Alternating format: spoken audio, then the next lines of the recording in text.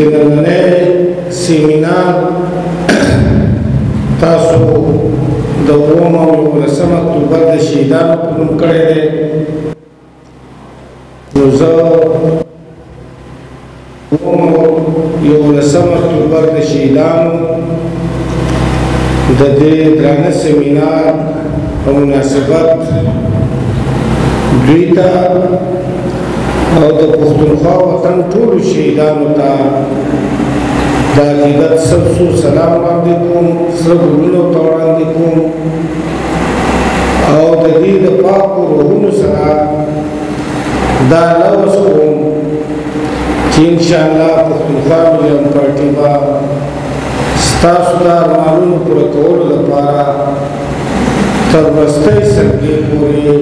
مبارزه وکړي. وروڼو د شهیدانو چې خپل سرونه ورکړي دي یا زموږ مشران او ملګري جیلونو ته ځي یا د تاسو قرباني ورکوئ، ملګرو خپل کارونه پرېښي دي لکه دلته په راپورټ کې چې راغله په دې لږ وخت کې تاسو ډېر کارونه کړي دي. یو خو زه ستاسو د ضلع پارټۍ ته تاسو ټولو ملګرو ته د ځان لخوا د پارټۍ د مرکزي کمیټۍ لخوا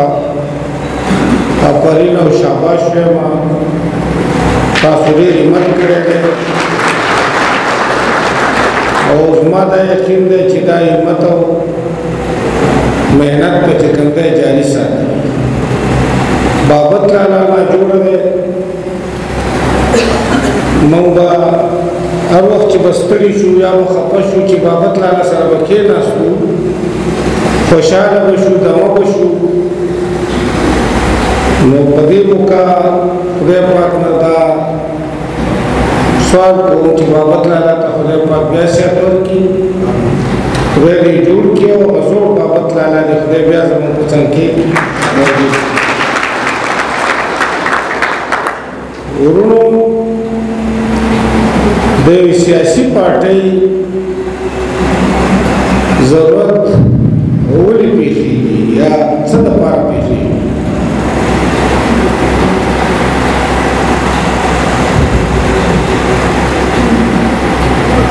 اصل خبره دا ده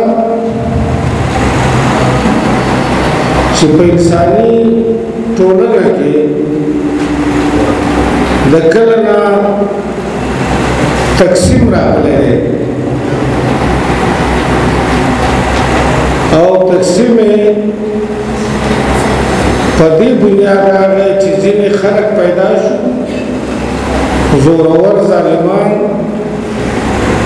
هغو د نورو خلکو په محنت باندې یا د هغو د محنت نه پیدا شوي پیداوار باندې ډاکه وار غوښته، هغه یې قبضه کول غوښته. له هغه وخت نه په انسانانو کې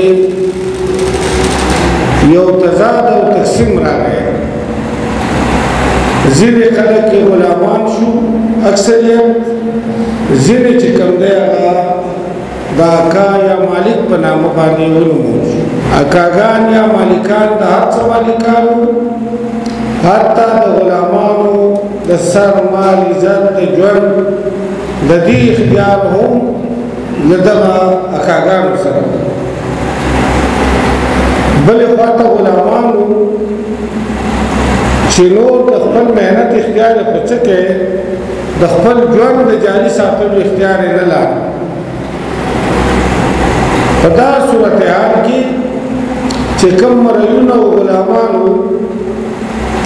د خپل ژوند د ګټلو لپاره د خپل محنت د حاصلاتو د خوندي کولو لپاره دوی یو جدوجہد شروع کو د دې مالکانو په خلاف. مالکانو هم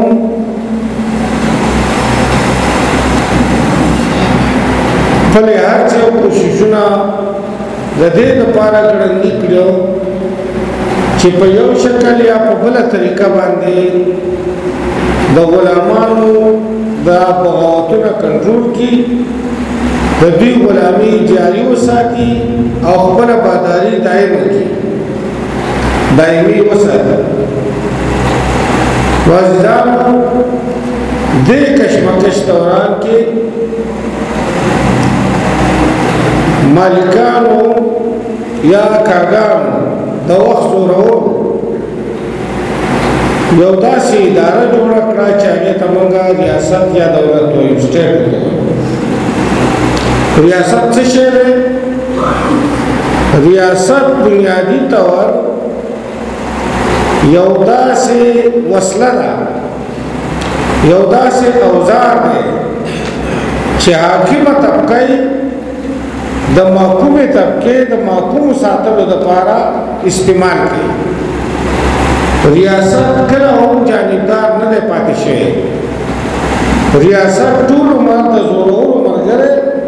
د کمزورو په خلاف استعمالیږي دې کشمکش دوران کې علماءو ډېر لوی بغاوتونه کړي دي او دا بغاوتونه باید د هغه وخت مناسب وسلوال بغاوتونه یا په لرګي باندې جګړه کړي یا په کاڼي باندې جګړه کړي یا د هغه وخت په غشي لنده باندې جګړه کړي خدا روانو دی کې په هسټري کې راځي تاسو ته معلومه ده چې غلامانو ډېر لوی لوی هیروګان لکه د سپاټیکس رنګه خلک یې را پیدا کړو او بالاخر دا د غلامۍ نظام په جاګیردارۍ واوښت بیا جاګیردارۍ نه په سرمایه‌دارۍ باندې واوښت نن را روان د ظالم او د مظلوم په جګړه کې د وخت په تیریدو او د شعور په پراخېدو سره چې علم او هنر وړاندې لاړ شو نو د وسلوالو جنګونو او لښکرو په ځای باندې انسانانو یو بل ټولګی جوړ کړو چې هغې ته موږ سیاسي پارټي وایو سیاسي پارټۍ معنا د مشترکو مقاصدو لپاره یا د شریکو ارمانونو لپاره چې د انسانانو یو ټولګی رضاکارانه طور په یو ډسپلین لاندې د یو تنظیم یا رهبرۍ لاندې راغونډ شي او جدوجہد کوي دې ته موږ سیاسي پارټي وایو سیاسی پارٹیانو جدوجہد بیا معنا د وسلوال جدوجہد نه علاوه یو بل شکل یو غوره کې چې هغې ته موږ پرامن جدوجہد وایو د جلسې د جلوس د مظاهرې د هړتال د سول نافرمانۍ دا مختلف شکلونه د مبارزې منځته راغله د سیاسي پارټیانو سره دارنګه د علم د پراخېدو سره د هنر د پرمختګ سره په انساني ټولنه کې هم بدلونونه راتله یو بدلون دا راغلی چې اول انسان انساني تقسیم چې دی د غلام او اکا یعنې د طبقاتو په بنیاد شو طبقاتی تقسیم په انساني ټولنه کې راغلی دویم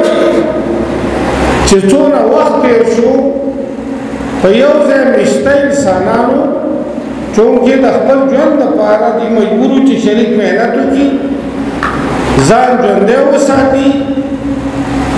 نو په دې دوران کې د دوی ترمنځه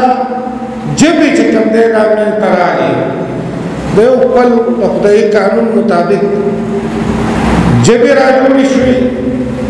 وسره د شریک اوسېدو په نتیجه کې رسم و رواج یا د غم خانۍ طریقې دا په دې کې یو اشتراک پیدا شو د خلکو وسره په دې وطنونو کې د بهر خلکو حملې کولې نو د وطن د شریکې دفاع یو احساس پیدا شو د خپل وطن او د خپلو خزانو د خوندي کولو دپاره دا زما اواز تاسو ته پاک درځي ملګرو اواز سم درځي نو په دې طریقه د دې یو پرون یا تاریخ چې کوم دی هم مشترک شو او د خپل خزانو د دفاع یا د ساتنې چې کوم احساس و د دې